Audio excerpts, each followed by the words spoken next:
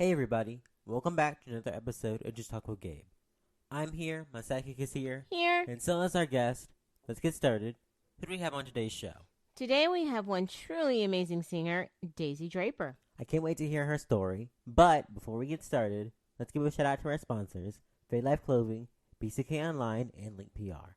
Fade Life Clothing is a unique clothing line out of Atlanta, Georgia, geared towards those who love intoxicating style. And BCK Online is a digital online magazine that keeps you in the know and up to date on the lives of young entertainers, rising stars, parents, and much more. And Link PR is definitely the missing link to your success in the entertainment industry. I'm glad Fade Life Clothing, BCK Online, and Link PR are all back for another season. Now then, go grab your snacks, sit back, relax, and as always, Enjoy the show.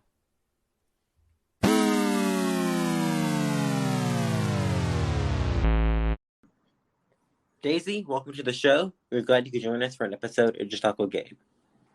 Thanks for having me. Thank you for being on. Let's get into it. So you are a musician. Tell us how you got started in the industry. Yeah, so this started so I'm from the Midwest, and at the time I was in like a indie pop kind of electro pop duo called Ocean Lux.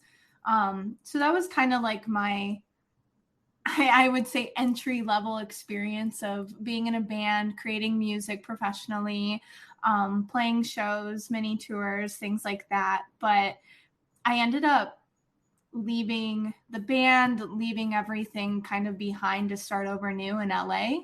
Kind of sounds like the typical story, but I really felt like I needed to start over and just kind of find my own person and my authenticity. So really, I've just found the people that I really resonate with, that I work really well with. A lot of my friends have helped out so much, which I'm grateful for. But I've started over here as a solo artist in LA, and I'm a year in so far. So, Well, congratulations. Congratulations on a year in, yeah. Thank you. Yeah, I feel pretty good about this journey, and it can be intimidating to move to a new city and see so many artists that are thriving, have like certain connections, have built up like their platforms. But I've just been taking it one step at a time, trying to just create the content that I like, the music that I like, and that I think people will resonate with, that kind of understand my niche of things. So yeah, so far so good. Right. Well, that's awesome. That's awesome. It really does take like kind of a special person and just say, I'm going for it. Yeah, it does. Yeah, Now, your bio says that the genre you perform is spiritual pop. What does that mean to you? So I would say spiritual pop. I'm starting to lean more into rebranding into healing in general and taking away the spiritual element. But what I mean by spiritual pop is merging elements of spirituality, elements of healing, trauma recovery into music. I think what I've seen, which is pretty popular right now in pop music, it's a lot of the narratives may be kind of harmful in a sense. And that's okay, because I think there's room to validate our experiences, feel our feelings. And a lot of the pop music we hear today is just kind of that. It's edgy, it's cool, it's fun. But I wanted to bring more of like my passions into what I'm creating. So my passion is obviously mental health, wellness, and mind-body connection. That's where the spirituality comes in, taking care of like your psycho-spiritual and emotional self so that physiologically you're well. And a lot of my music encompasses my experience through healing and through these different modalities and how I've overcome certain illnesses, mental health issues and disorders, but also just like finding my way back to the wholeness of myself, my authenticity, and what I feel is true and best for me. And so, you listen to my music and it's like, cool, it sounds like a fun pop song. But when you go to my platforms, you see it's a lot more than that. And I'm bringing all of these elements to the forefront, and the music just kind of helps support all of that. So Wow. that's what it is to me. But again, I'm kind of deciding if I want to take that word out, because sometimes when people hear the word spiritual, it could be a trigger word. And I know in my case, before being immersed in this kind of stuff, it was for me, especially people with like religious trauma. But so I just say I make music about trauma recovery. I make music about my healing journey. And I just try to help people and empower people to do the same. That's amazing. That's a great mission, definitely. And it's definitely needed now, because a lot of people are focusing on mental health and mental wellness and physiological wellness. So it's definitely needed in these times. Absolutely. Now, Thank you. Who have been some of your personal musical influences? So there's a few. I would say, so do you guys remember Jewel? Oh my gosh, yes. Yeah. So Jewel is number one. Stevie Nicks, amazing. Oh yeah. Ellie Goulding, bringing in more of those. Oh yeah, I love her music. I do too. She is my favorite. Tableau, I love her like dancey, more electronic music. And then my favorite, Halsey. I feel like everybody loves Halsey. But so, I mean, I would say these musicians and artists because they're like powerful women in music. Or Halsey, it's she, they, so powerful people in music. But they have very distinctive vocals, which I find inspiring because I know the timbre of my voice can be maybe a little bit, I don't want to say different, but I've been told that I have more of like a folky sound. And so bringing that to the pop realm, I've always felt a little self-conscious.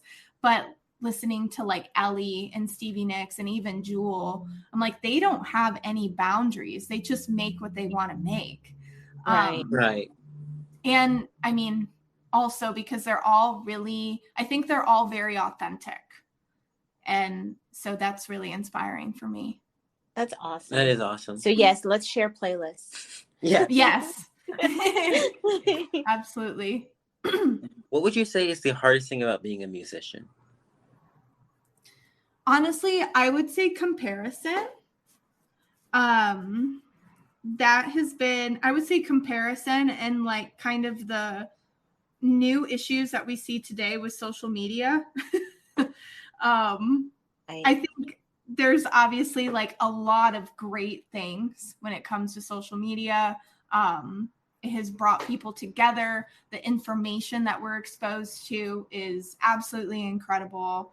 Communities have been made, careers have taken off. Like, it's very, very cool. But conversely, what it does to the brain, I think we're just now starting to understand what it's doing to us as a collective. So as a musician, especially someone that just started, I'm self-funded. When I moved to LA, I was actually homeless and had kind of like this whole thing of finding myself, finding my way, not having a lot of support. Definitely not born into the industry. So a lot of this stuff I've had to kind of keep this in my mind when I look at other artists. Like, okay, well, what does their situation look like? And I can't compare where I'm at or what I'm doing to other people because of the journey that it takes to get where you're going. So right. That's definitely been my biggest struggle is comparison and learning that just because somebody else is farther along or has more engagement or whatever than you doesn't mean that your stuff is less worthy or doesn't even mean that you're unworthy at all. Like, we're just at different stages of our lives and our career and our artistry. So yeah, comparison for sure. That's so well said. That's just so well put. How do you see the music industry evolving? So I'm not sure how it will evolve, but I definitely like the way in which I would like to see it evolve is pay to play really needs to stop. Yeah. Definitely. And so I guess maybe with social media and because people can take autonomy over their careers and kind of, we're not really, some people are still doing the old school model. And I think that works for a lot of people, but nowadays you don't have to, like, you don't actually have to take this old school route of the label owning most of your publishing and like pretty much artists starving and just being kind of like this platform, but they aren't actually thriving. And so I think I don't know for certain because I'm not really immersed in the industry folk myself. But I can see that with social media, with TikTok and things of these natures, that the independent artist can rise. That's true. Yeah. But in order for that to really happen, we really do need to see it like a halt in this pay to play, especially with, I understand venues need to make a living and they have a business, but it seems to not be about the artist in that aspect of things, or even like with label services. It just seems like artists are, and myself included, inundated with all of these different things you can do to market yourself or be on the forefront of this or get on this radio show or on this Spotify playlist. And all of this is great, and these opportunities are awesome because it's accessible for a lot more people, but it's still very inaccessible to most people because it's on the premise of pay to play. So it just kind of keeps this socioeconomic issue perpetuating. And I think it's unfair. So I hope with social media that it will evolve. I think so. I think it definitely will. Like you said, with like things like TikTok and Instagram, Instagram Reels and the things like that, people are being discovered for their talent, and they're just putting it out there. Or even like YouTube Reels, they don't have a label behind them, or powerful people or whatnot, but they are definitely being seen. So they are. I think it's evolving. It's definitely going to get there. Yeah, absolutely. No. What is the one genre of music that you haven't performed that you would like to dabble in? So I would say more of like punk right. pop. That's the music that I grew up listening to. And I actually have some songs in the queue that are in this genre that I'm excited about, just seeing how it does, how people respond. And but I would say punk, like pop punk, bringing that back. Oh, that's awesome. Well, that's my favorite genre. I listen to Paramore and Blink-182 all the time. So yeah, they're my favorite too. Yeah. See, I think back to my high school days, or pre-college days, when everybody was hanging out at Fitzgerald's. Okay, so you guys are taking me back. Okay, can you tell us a little bit about your upcoming project, False Flame? Yeah. So I'm releasing a new single. It's called False Flame on November 4th. And the song itself, it has more of this like dance pop vibe, but it has more of like an alternative feel to it because we were experimenting with a little more like distorted guitars and things. So it's kind of like dancey but rock, which is fun. But the song itself, like a false flame, people use that term when they say like, oh, this is the person that you meet or whatever before you like manifest or attract your person. It's like kind of this lingo of like, oh, they're just a false flame, like they're not right for you, whatever. But the way that I see it with my background and kind of like my psychological understanding of the way in which we relate with people, what a false flame is a trauma bond. And so a trauma bond is when we like choose people and we feel so deeply attracted to them because they actually reflect a lot of our unresolved trauma and woundings. So it's like we want to pretty much find the missing puzzle piece of our past and fix it through this person, essentially. And so that's what a false flame is in my perspective. And so it's about saying no to people that aren't healthy for you, that just keep you in like these patterns that you're really trying to move away from, and choosing what does serve you and what is healthy and best for you. Wow. Wow. That's interesting. That is definitely. All right, guys, we're going to go on a quick commercial break. Daisy, would you stay around for some fun? Yeah. All right, guys, we'll be right back. Welcome back to the show, everyone. Welcome back, If guys. you're not downloaded the Anchor.fm app, Do it. start making your own podcast today. Let's get back into the show. The fun round. Okay, so what is your favorite city and why? So, I mean, I live in LA, so I would say Los Right. Angeles. So far, though, so I'm actually going to be visiting Dublin, Glasgow, and Edinburgh next week. So, Oh my gosh, so jealous. Yeah, so am I. so excited. But so we'll see. That it's like it could change, but I would say LA. I love the culture here. I feel like there's a lot. I mean, for one, having diversity, people from all over the world living here, but it's also just like it feels like my safe space. I can really be myself, and nobody cares. You can just kind of be and do whatever you want here. That's true. That's true. That is the vibe in LA. You're Yeah. right. Mm-hmm.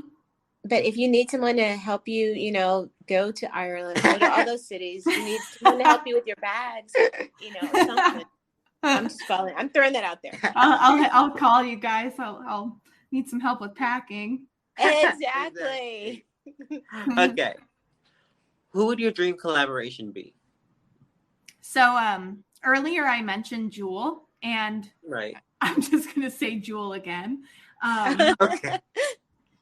So what's interesting about Jewel, why she inspires me, so for one, I didn't really realize this, but she was actually the first concert that I ever saw.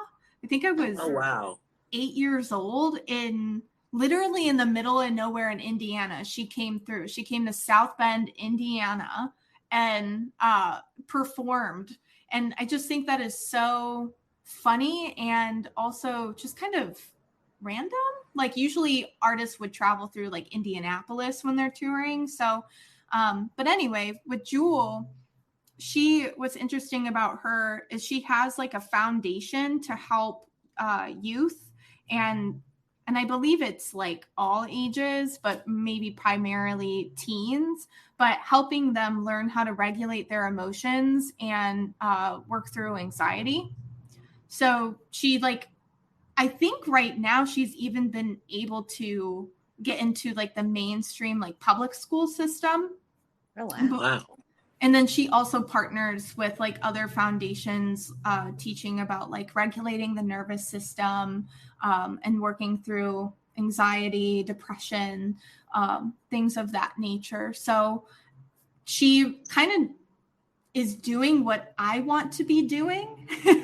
So I would say a collab with Jewel would be amazing. Oh, that's awesome. I would like to, I don't know. I can't sing, so I wouldn't want to collab with her, but I'd totally love to work with her. Right. Going to and stuff. She's so cool. She is. Okay. What is the one song that you'd like to cover and why? So there are two, actually. So Gypsy by Stevie Nicks. Okay. That's a good One of my favorites, but then just keep going on that Jewel train. She has a song called Intuition. And it's like an early 2000s pop song, but I would love to make it like an alternative pop kind of vibe. That would be good. That'd be interesting. Okay. So next week you're going on a vacation, but if you could go anywhere in the world, where would it be? Other than vacation next week. Yeah. I would say, so I guess I kind of think of two different places. I've been here before in New Zealand. I have family there. Oh, wow. Not a lot, just like Right. my cousin. But I would love to go back to Nelson, New Zealand, very soon. I think their regulations are lifting as far as like the quarantining. But also, I really want to go to Egypt and see I would love to the go pyramids. to Egypt. Yeah. Oh yeah. I don't know what it looks like right now because some people are like maybe hold off from traveling there.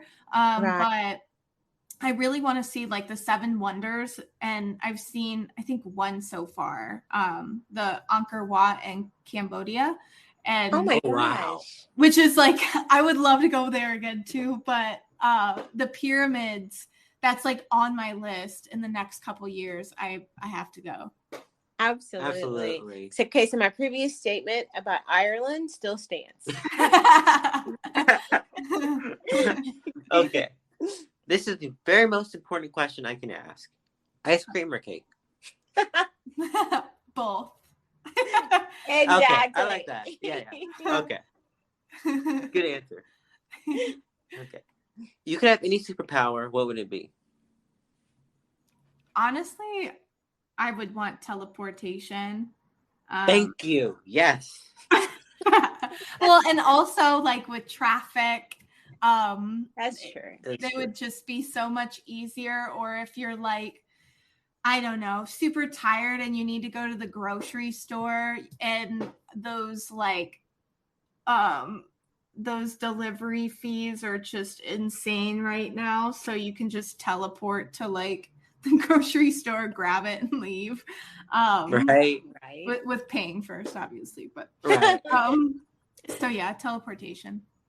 See, okay, he's totally in the teleportation mode with you, but I want telepathy.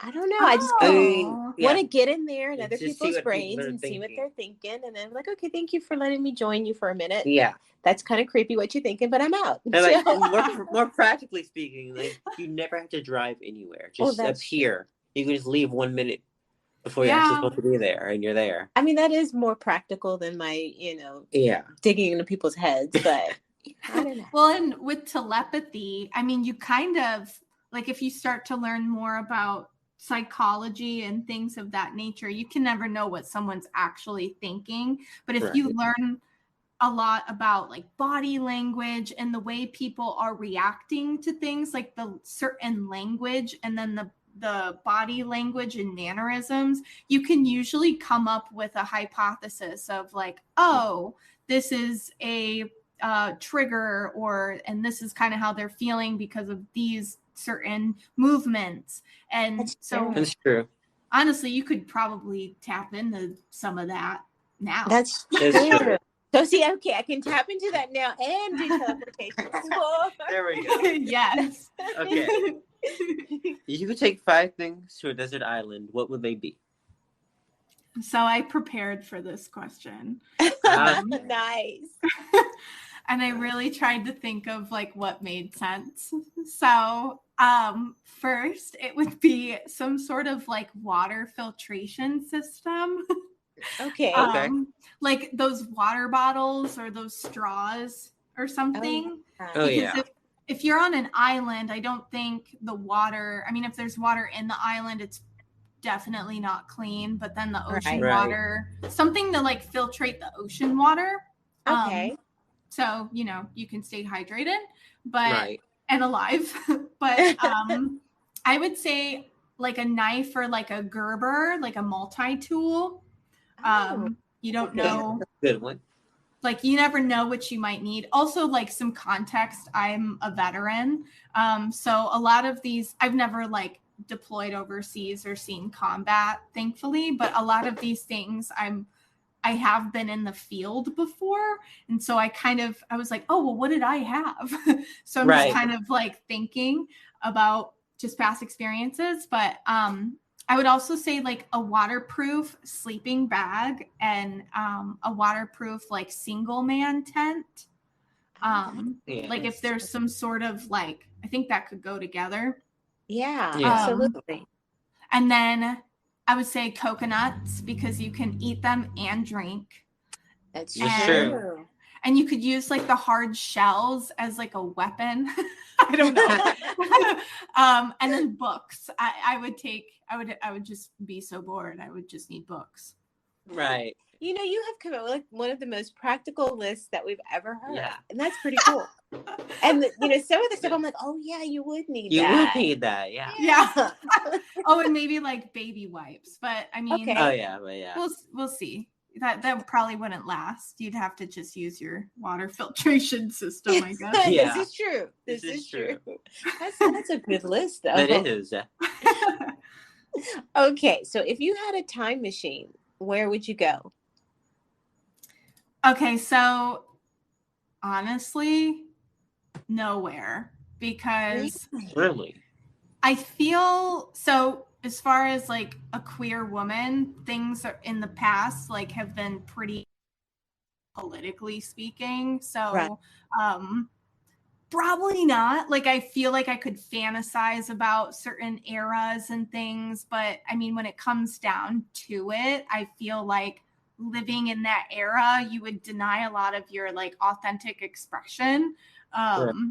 And I mean that's obviously prevalent today as well, but I feel like progressively we've just gotten a little bit better, but it's still definitely an issue for the LGBT community, for women identifying, etc. But and then I was thinking about like, okay, well, does this time machine go in the future?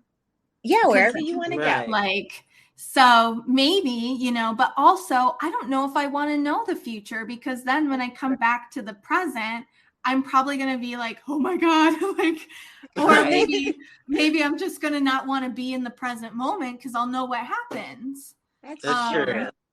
And going in the past, like, I would say it would be cool to like kind of see what the 80s were like. But honestly, and it's something I've been trying to enforce in my daily practice, is to be present and mindful and super aware, because if you're not present, if you start to like really become aware of yourself, I feel like a lot of the anxiety and anxiousness we feel is because we're actually not right here, right now. We're thinking about something that happened, or our minds are coming up with narratives of something that'll happen in the future. And so I don't know. I've really thought about this. It's very philosophical, right. But I feel like I just want to be in the present moment. Okay. That makes sense. That's true. That's true. That's a very good answer, because we were talking about this before you joined us. And we were like, oh, we go back here. Oh, we go there. And then I'm thinking, well, if you go back, would you change the timeline of the present? And then what would the present be like? I know. It starts to get kind of like, well, what's going to happen? So exactly. You go down this rabbit hole that just never ends. Yep. Right. What is the one song that always stays in your head?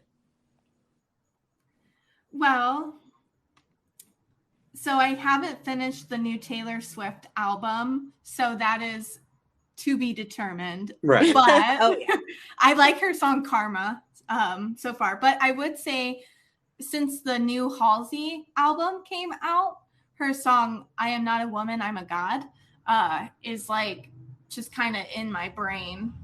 Okay. So I would say that song. I have to check it out. Right. It's very, very good. Okay. In a similar manner to the last question, what is one movie you never tire of watching? Okay, so have you guys seen Mulan? Yes. Love Mulan. Yeah, it's Mulan. Oh my gosh, I love that movie. I love it. Yeah, it's one of my favorite movies. That is. But I'm gonna you tapped on the 80s.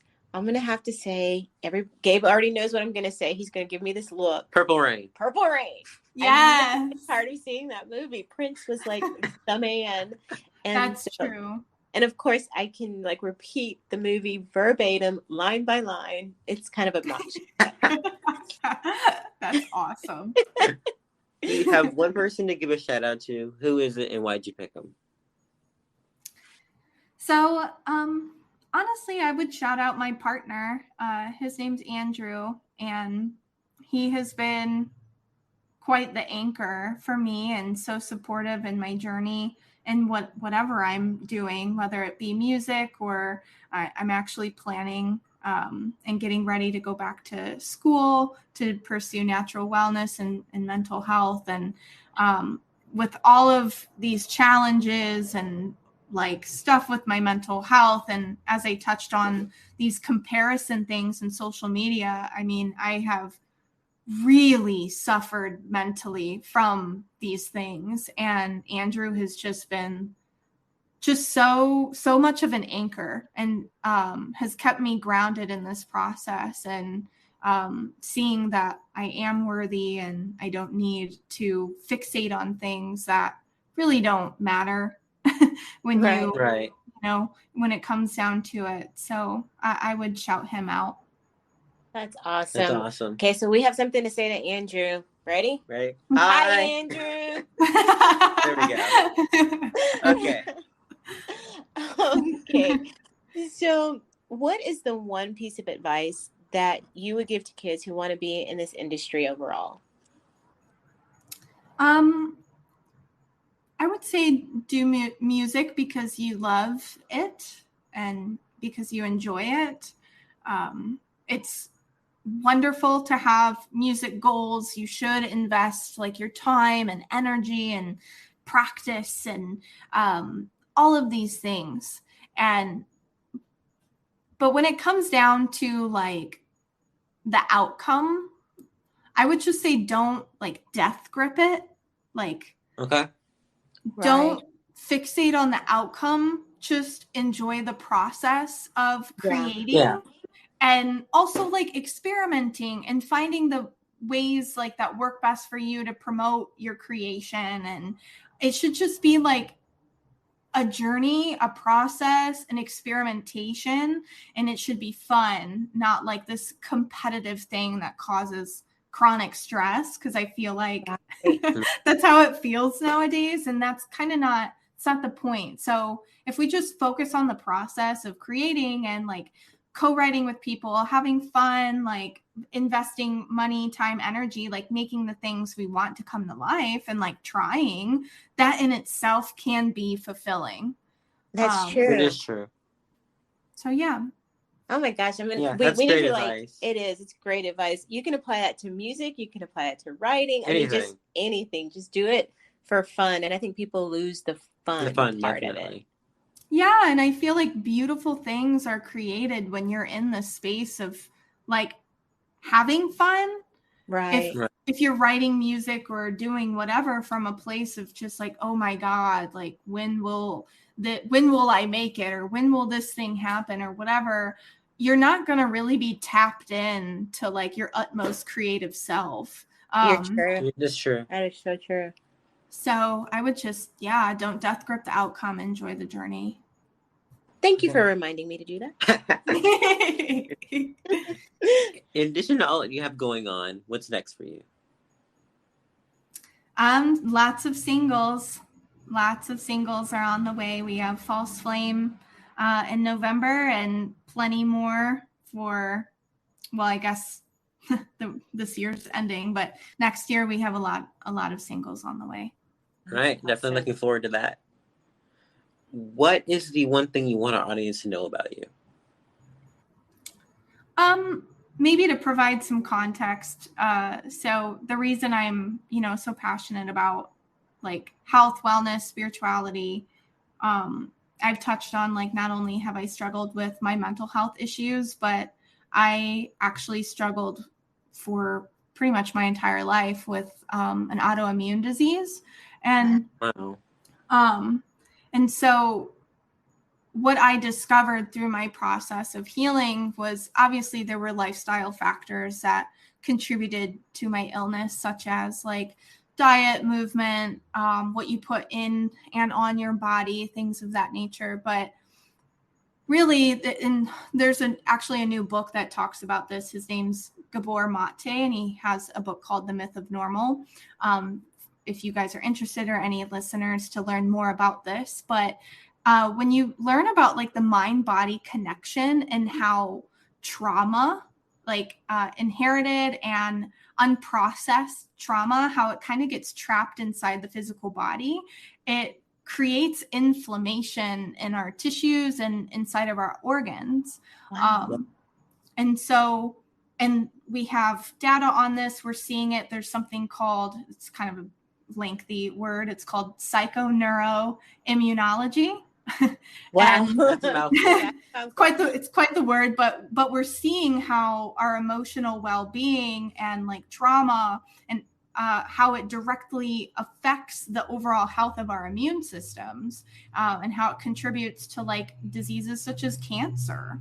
And so on my journey specifically, I was doing all of these things that I thought were right. And you know, they were for me, but I soon realized that, all of my unhealed stuff is what is perpetuating my illness. Because also when you think of it on more of this physiological level, unresolved trauma causes chronic stress. Chronic stress in the body means high levels of cortisol, high levels of adrenaline. Your nervous system is dysregulated. So the body isn't given the terrain that it needs to actually like heal and come into homeostasis. So that's why I do what I do, because once I started really digging deep and working through like my inner child stuff and mind body practices and trying to like heal my nervous system, because I've just been such a dysregulated mess like my whole life, and I'm still working on it. But this is why I do what I do. This is why I make music. This is why I talk about this stuff, because I've lived it, I've seen it. And ever since then, I've just, anything I can get my hands on to learn more about it, I will. And that's why I'm actually going back to school. But something I want people to know and take away is that like, you always, no matter like where you are in your journey and how it looks, you can start to choose the path to like radically heal your life. And healing looks different for everybody. And also that it's a never ending journey. There's no destination, but you can progressively like move in that direction. Once you start to kind of take the veil off. And so I aspire to always help people radically heal themselves and their lives. That's amazing. I'm telling you, you're phenomenal, Daisy. Yeah, you are. Thank you, guys. Well, okay. Where can people find you on social media? So yeah, you can find me on Instagram. My handle is I am Daisy Draper. You can find me on TikTok, same handle, I am Daisy Draper. And then on Spotify, just search Daisy Draper. I've got some playlists and a new single coming out November 4th. Lots of stuff on the way. All right, Daisy, thank you so much for joining us today. Thank you, Daisy. You have to come back. Thank you. Did you guys enjoy the show? I know we did. Thanks to Daisy Draper for joining us today. Make sure to check out her music. And to play us out, here's Daisy's song, Anxious. Peace out, everyone. Driving down 405, distracted by pretty signs. Had a lot on my mind, I'd never say to you, 'cause I keep it inside. My thoughts find places to hide. Take it one step at a time. I'm too much for you, but I know I don't wanna be let down. Don't wanna do something wrong. I'm begging myself, don't use someone else when the void in my heart turns on. I don't wanna be let down. Don't wanna come on too strong. I'm fooling myself, there's nobody else when it's me and everyone's gone. No, oh no, oh no, no. Here comes a shades so dash, shades so dash, shades so dashman. Shades so dash, shades so dash, shades so dashman. Staying up way too late with all this noise in my brain. My inner child's in pain when I think of you. It's just the price that I pay. I give, but you love to take. When will life give me a break? I just wanted you, but I know I don't wanna be let down. Don't wanna do something wrong. I'm begging myself, don't use someone else when the void in my heart turns on. I don't wanna be let down.